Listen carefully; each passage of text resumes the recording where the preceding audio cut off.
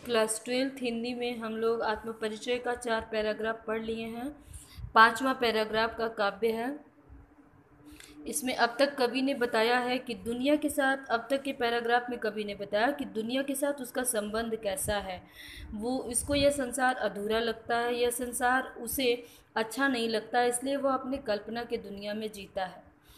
अगले पैराग्राफ में लास्ट है इसका, इसमें दिया है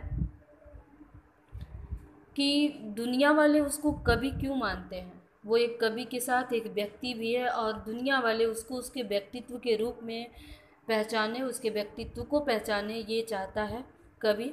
उसको लिख रहा है, मैं रोया इसको तुम कहते हो गाना, मैं फूट पड़ा तुम कहते छंद बनाना, क्यों कवि कहकर संसार मुझे अपनाए, मैं दुनिया का हूँ एक नया दीवाना, मैं दीवानों का वेश लिए फिरता हूँ, मैं मादकता निशेष लिए फिरता हूँ, जिसको सुनकर जग झूम झुके लहराए, मैं मस्ती का संदेश लिए फिरता हूँ।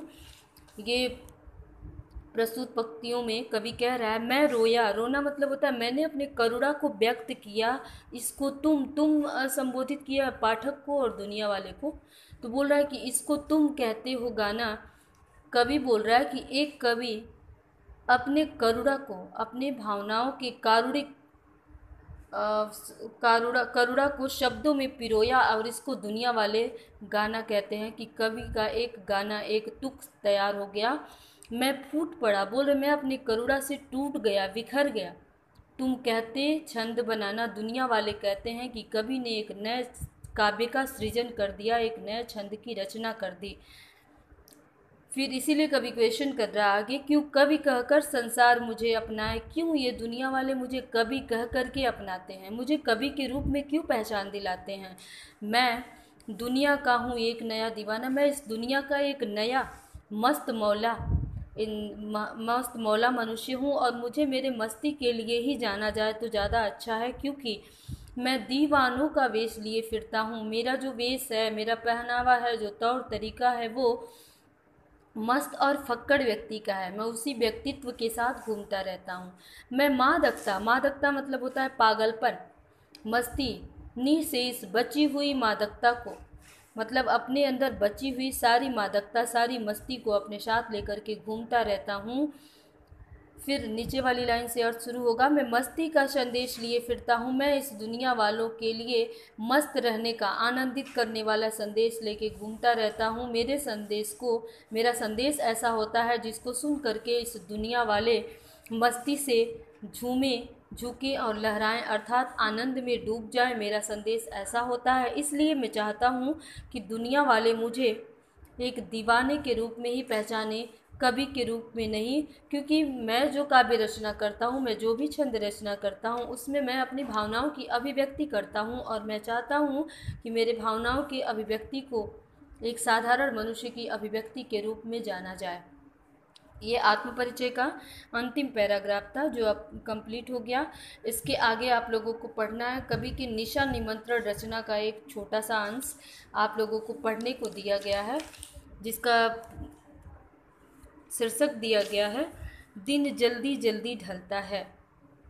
इस दिन जल्दी जल्दी ढलता है प्रकरण से कवि अपने लक्ष्य की तरफ आगे बढ़ने के लिए संकेत कर रहा है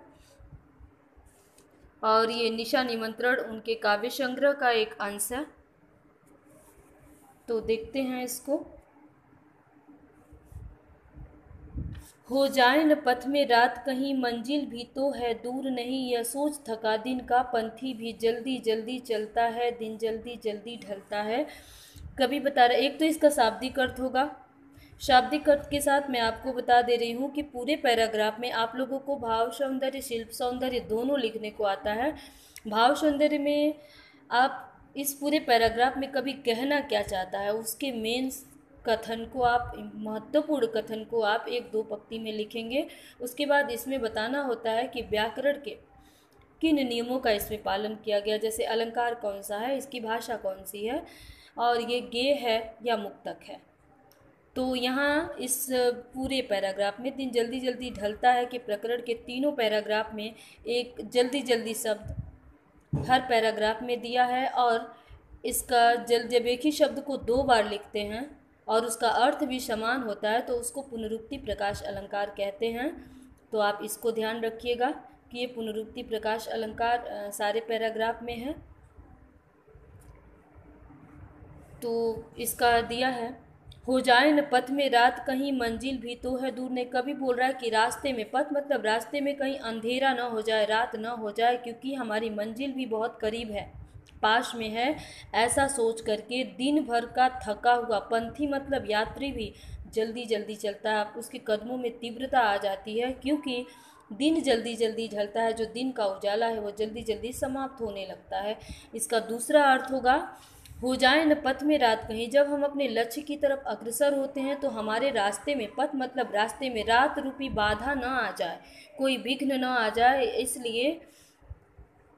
और मंजिल भी जब सामने होती है, जब मंजिल सामने होती है तब दिन का थका हुआ पंथी मतलब परिश्रम, निरंतर प्रयास करके अपने गंतव्य तक पहुंचने वाला राही भी अपने कदमों में तीव्रता ला देता है, क्योंकि मंजिल तक पहुंचने से पहले बाधाएं बहुत तेज़ी से आती हैं और वह उन सारी बाधाओं को पार करना चाहता है। ये इसका शाब्दिक और दो अर्थ होगा। इसमें भाव पक्ष में कवि ये बताना चाहता है कि अपने जीवन के लक्ष्य को प्राप्त करने के लिए तुरंत तत्पर रहना चाहिए, देरी नहीं करनी चाहिए, क्योंकि लक्ष्य फिर हमसे दूर हो जाता है। कला पक्ष में इसमें भी साधारण आम बोलचाल की भाषा का प्रयोग किया गया, अनुप्रास एवं पुनरुक्ति प्रकाश अलंकार है। और दूसरा ये गेय है, इसको गा के पढ़ा जा सकता है। Thank you.